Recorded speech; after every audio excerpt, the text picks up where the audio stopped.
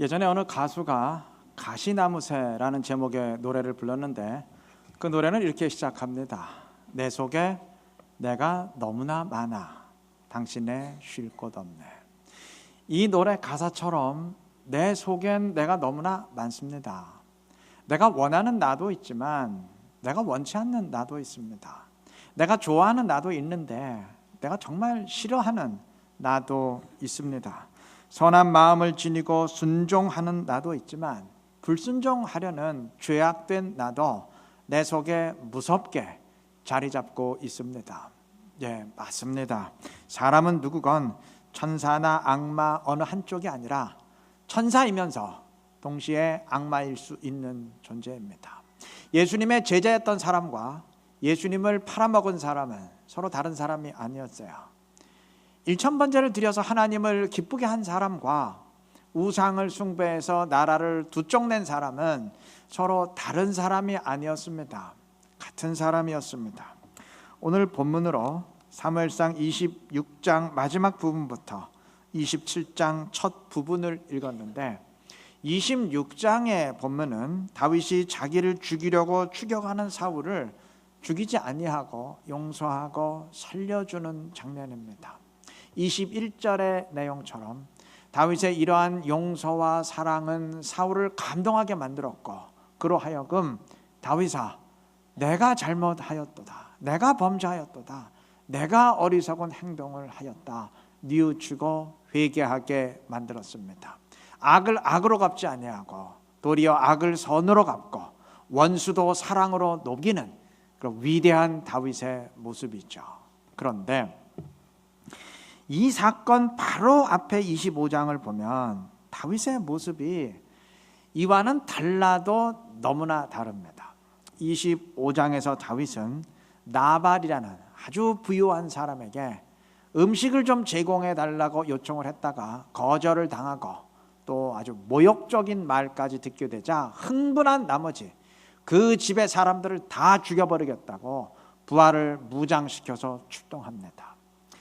나발은 어마어마한 부자였기 때문에 그 집에서 일하는 하인들과 목자들이 상당히 많았을 텐데 나발이야 다윗을 조롱하고 모욕했다고 칩시다. 나머지 사람들은 무슨 죄가 있습니까? 아무런 죄도 없잖아요.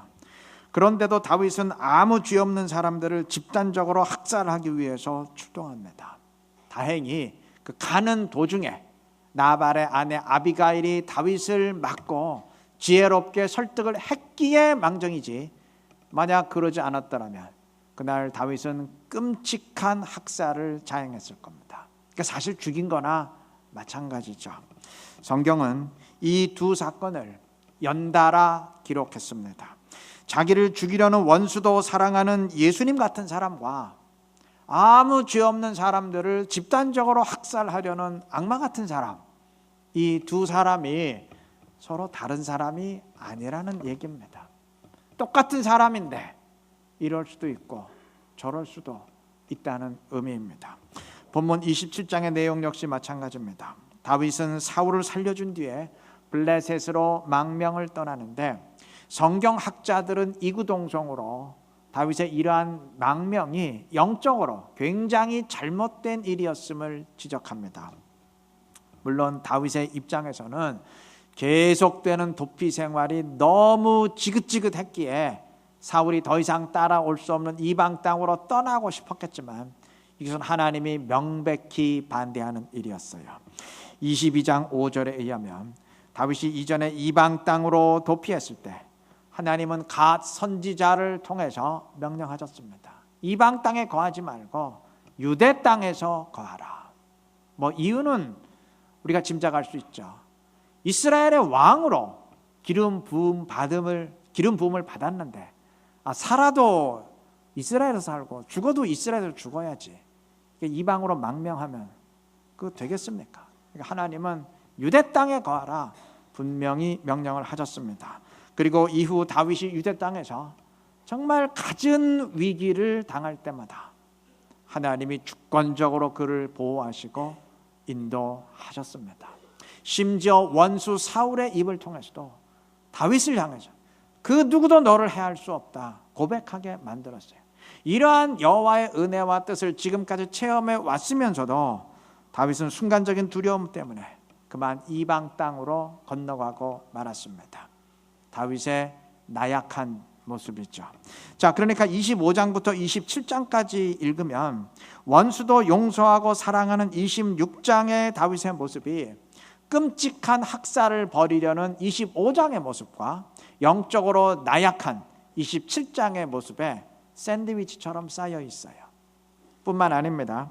그 이전에 24장의 내용까지 같이 읽으면 24장은 다윗이 자신을 죽이려는 사울을 첫 번째로 살려주고 사울로 하여금 눈물로 회개하게 만드는 장면입니다.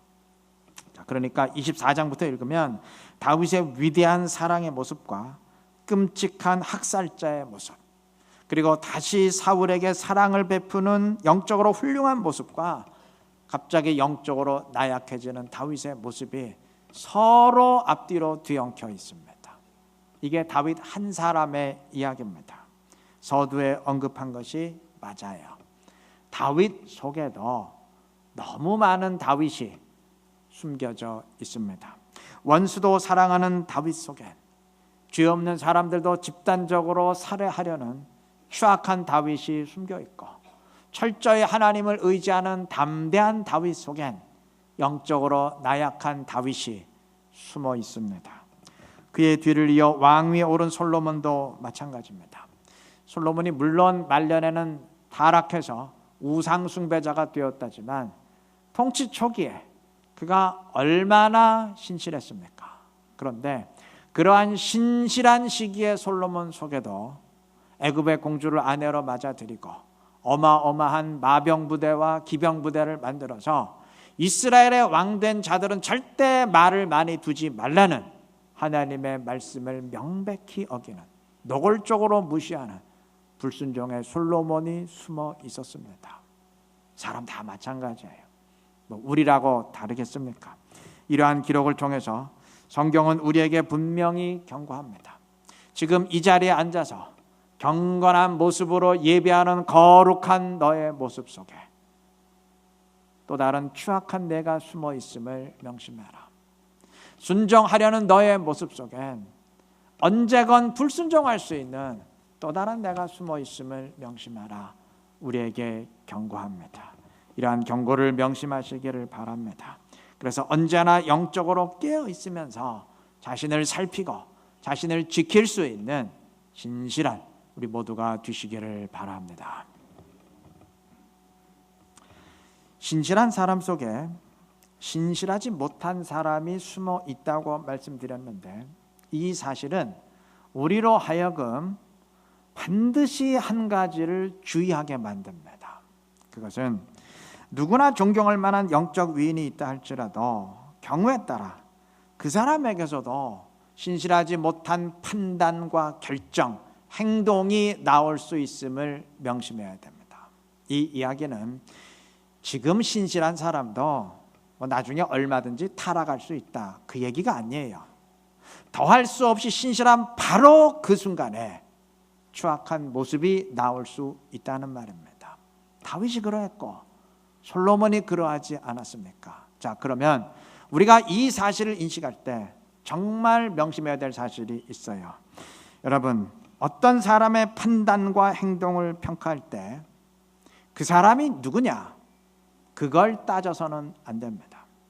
그 사람이 누구냐 하는 것은 무조건 제쳐놓고 그 행동과 결정, 판단 그 자체만 놓고 따져야 됩니다. 만약 그렇지 않을 경우에 굉장히 심각한 착각이 일어날 수도 있습니다. 아무리 다윗이라도 하나님이 유대 땅에 거하라고 했는데 이방으로 가는 건 잘못이에요. 아무리 일천번제의 솔로몬이라 할지라도 마병 부대를 만들고 말을 많이 두는 것은 그건 하나님의 명령을 명백히 거역하는 잘못입니다. 그 사람이 누구냐 관계없이 그 행동과 결정 그 자체만 놓고 따져야 됩니다. 그런데 자칫하면 그 행동을 따지는 게 아니고 그 행동을 사람과 자꾸 연관시키게 됩니다.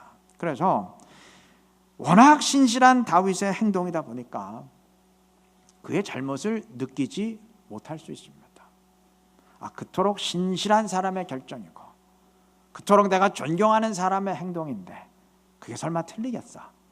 그게 맞는 거 아니겠어? 이런 식이 되기 쉬워요. 잘못입니다.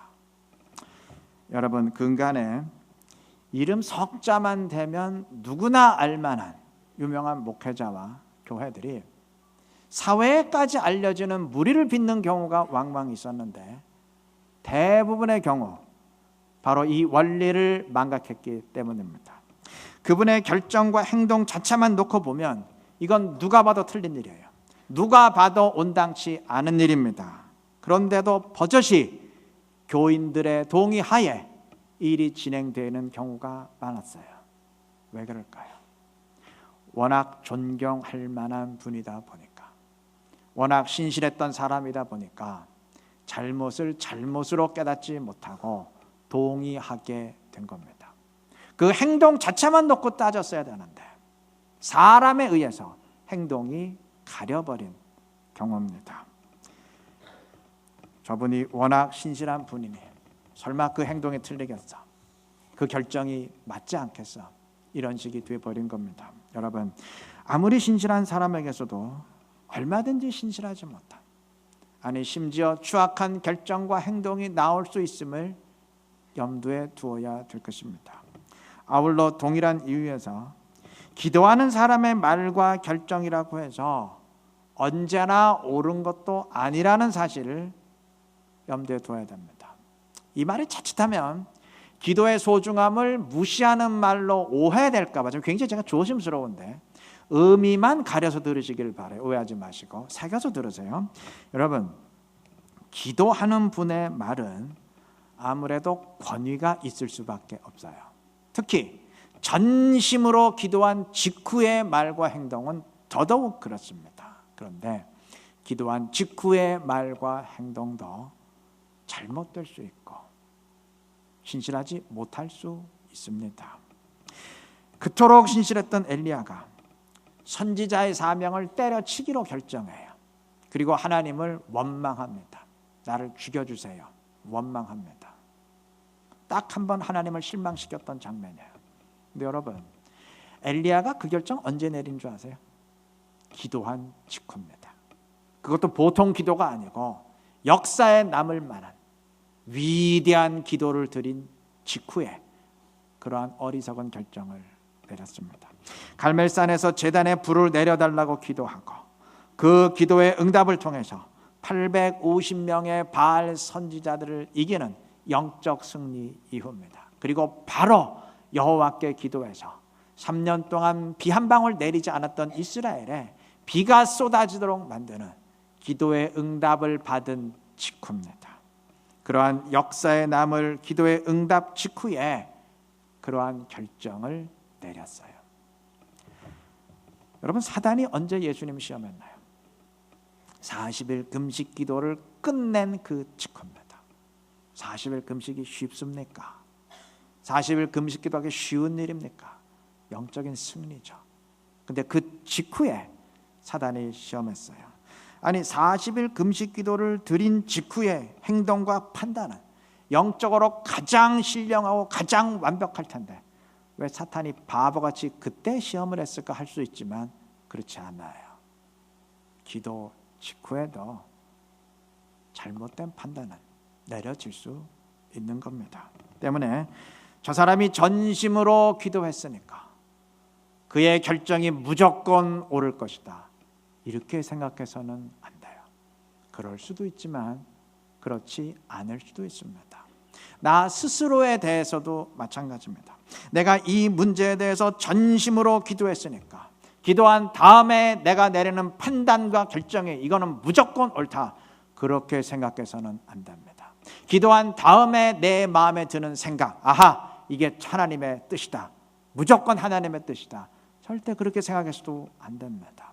그럴 수도 있지만 그렇지 않을 수도 있습니다. 특히 영적 지도자는 이 사실 명심해야 됩니다. 내가 전심으로 기도했다고 해서 그 다음에 내가 내리는 결정, 이건 무조건 불변의 진리다, 절대 그렇게 생각해서는 안 됩니다. 아무리 기도한 사람의 판단이라도 아닌 것은 아닌 겁니다. 아무리 신실한 다윗의 결정이라도, 아무리 유명한 영적 인물의 행동이라도 틀린 건 틀린 겁니다. 그렇게 가려낼 수 있어야 됩니다. 우리 스스로를 바라볼 때도 마찬가지입니다. 내가 요즘 신실하게 기도하고 주님을 향한다고 해서 나의 잘못된 결정과 판단과 행동이 그게 옳은 것으로 둔갑되는 거 아닙니다. 기도해도 잘못될 수 있어요. 자칫하면 이 말이 그럼 기도해도 아무 소용없네? 뭐 때문에 기도하나? 이런 말로 오해될 수 있는데, 이 말은 기도가 소용없다는 말이 아니고, 내가 신실하게 신앙생활하며 기도하고 있어도 얼마든지 잘못된 판단과 행동과 결정을 할 수 있음을 명심하고 기도한 직후라도 깨어서 나를 살필 수 있어야 한다는 말입니다. 내가 기도했으니까, 내가 기도하는 사람이니까 무조건 내 말이 옳다, 이러한 영적 방심에 빠져서는 안 된다는 말입니다. 그렇게 할 줄 아는 사람이 지혜로운 사람입니다. 남들에게 영적인 영향력을 많이 미치는 사람일수록, 특히 중요한 영적 결정을 내려야 되는 위치에 있는 사람일수록 그러해야 되고, 또한 그러한 교회가 지혜로운 교회입니다. 이 원리만 제대로 알았어도 근간에 한국교회를 수치스럽게 만들었던 많은 일들은 아마 사전에 예방될 수 있었을 것입니다. 여러분, 이러한 지혜를 지니시길 바랍니다. 그래서 언제나 주님의 뜻을 분별하면서 주님의 영광을 더 충만히 드러낼 수 있는 우리 이루는 교회 모든 성도님들 되시기를 바랍니다. 다윗이 이방 땅으로 도피한 것은 분명 영적으로 지혜롭지 못한 일이었어요. 그런데 신실한 다윗과 신실하지 못한 다윗이 서로 섞여 있을 수 있다는 얘기는, 이거는 영적으로 지혜로운 가운데에서도 어리석은 모습을 보일 수 있다는 말이지만, 이거 뒤집어 말하면 어떻게 되죠? 영적으로 어리석은 가운데서도 지혜로운 모습 보일 수 있다는 말이 되죠. 다윗 역시 그러했습니다. 하나님이 명하신 유대 땅을 벗어난 것은 분명 지혜롭지 못하지만 그는 그 상황 속에서도 신실하고 지혜로운 모습을 보입니다. 그래서 전화위복의 계기를 만들어요. 블레셋으로 망명하여 시글락에서 거주하던 다윗은 8절의 증언처럼 그슬과 기르스 그리고 아말렉을 쳐서 진멸하는데, 다윗이 친 이들 족속들은 대대로 남쪽 유다를 괴롭히던 대적들입니다. 다윗은 이러한 이스라엘의 대적들, 유대의 대적들을 치면서 블레셋 왕에게는 내가 이스라엘을 치고 왔습니다, 거짓말을 해요. 그러면서 탈취한 노략품들을 계속 갖다 바칩니다. 그리고 나머지 탈취물들은 30장 27절 이하의 증언처럼, 30장 27절 이하의 증언처럼 유다 성읍들에게 계속 보냅니다. 자, 이렇게 되니까 블레셋 왕은 블레셋 왕대로 다윗이 귀한 물품을 꾸준히 갖다 바치니까 기분이 흡족했고, 특히 남쪽 유대 사람들은 다윗이 자기들의 대적들을 계속 쳐부수면서 치안을 유지해주고, 게다가 귀한 물품들까지 계속 선물로 보내주니까 뭐 그 이상 다윗이 고마울 수가 없죠. 그 결과 남쪽 유다 사람들은 다윗을 절대적으로 지지하게 되었고, 이후 다윗이 사울이 죽고 이스라엘의 왕으로 즉위하게 될 때에 북이스라엘 사람들은 사울의 왕 이스보셋을 왕으로 따라갔어도 남쪽 유다 사람들만큼은 절대적으로 다윗을 지지했어요. 그러했기에 다윗이 아무런 기반 없이 남유다의 왕으로 즉위할 수 있었던 겁니다. 여러분, 망명 떠난 사람이 어떻게 하루아침에 그 왕으로 즉위할 수 있겠어요? 이러한 시글락의 생활을 통해서 기반을 다져 나갔기 때문에, 남쪽 유다 사람들의 그 마음을 얻었기 때문에 왕으로 즉위할 수 있었던 겁니다. 여러분, 블레셋 땅은 다윗이 정말 도망치다가 더 이상 갈 곳이 없어서 궁여지책으로 택한 땅이지 그가 원했던 약속의 땅은 아니었어요. 아마 다윗 자신도 참담한 심정이었을 겁니다. 그런데 그는 그 상황에서도 실망하고 환경 탓하고 조건 탓하고 원망하는 대신 앞으로 유다의 왕으로 즉위할 기회를 다져나가고 있었습니다. 그래서 그가 지혜로운 사람입니다. 여러분, 지혜로운 사람은 자기에게 주어진 기회를 놓치지 않아요. 아니, 기회가 주어지지 않으면 만들어내서라도 붙듭니다. 그럼 어리석은 사람은 어떨까요? 반대로 하겠죠. 호박이 넝쿨째 굴러 들어와도 원망만 하면서 기회를 다 차버립니다. 사울 왕이 그랬습니다. 사울이 왕이 된 뒤 하나님은 그의 생명을 거두시는 마지막 전쟁을 빼고 성경에 기록된 전쟁이 3번인데 이들 전쟁에 공통점이 있어요. 첫째, 전부 사울이 이기는데 이게 사울이 잘해서 이기는 게 아니고 사울은 형편없었지만 모두 남들 때문에 이깁니다. 그러니까 억세게 운이 좋은 거죠. 그런데 두 번째 공통점이 있어요. 이들 전쟁에서 사울은 축복의 기회를 다 걷어찹니다. 그리고는 되레 극도의 불만에 빠져요. 자, 첫 번째 전쟁인 블레셋과의 전쟁에서 14장의 내용처럼 탈영병들이 속출하면서 패배 위기에 몰렸는데 요나단의 믿음의 행동으로 대대적인 승리를 거둡니다. 운이 좋은 거죠. 자, 그런데 이때 하나님은 사울에게 숙적 블레셋을 완전히 멸망시킬 수 있는 절호의 기회를 주셨어요. 그런데 사울이 이 기회를 날려버립니다. 아주 쓸데없는 황당한 금식 명령을 내려서 이 기회를 날려버립니다. 그리고는 요나단이 금식 명령을 어겼다고 요나단을 죽이겠다고 명령했다가 군사들이 집단 반발해서 그 명령을 무효화시킵니다. 자, 그러니까 사울은 기회도 날리고 또 군사들이 왕의 명령을 집단적으로 취소시켜 버렸으니까 왕으로서의 자존심도 완전히 구겨버리고 그 전쟁을 크게 이겨놓고도 극도로 심기가 불편한 그리고 이상한 상황을 만들어 버립니다. 두 번째 전쟁은 아말렉과의 전쟁입니다. 15장의 증언처럼 이 전쟁에서도 사울은 대대적인 승리를 거두는데 역시 사울이 잘해서 이긴 게 아니고 사울이 워낙 형편없이 불순종하다 보니까 하나님이 그에게 순종의 기회를 주어서 회복시키기 위해서 일부러 이기게 하셨어요. 글쎄요, 성경에 하나님을 순종해서 하나님이 이기게 하는 전쟁은 있어도 너무 불순종했기 때문에 이기게 하는 전쟁이 또 있는지 모르겠네요. 하여간 하나님이 억지로라도 기회를 만들어 주신 겁니다.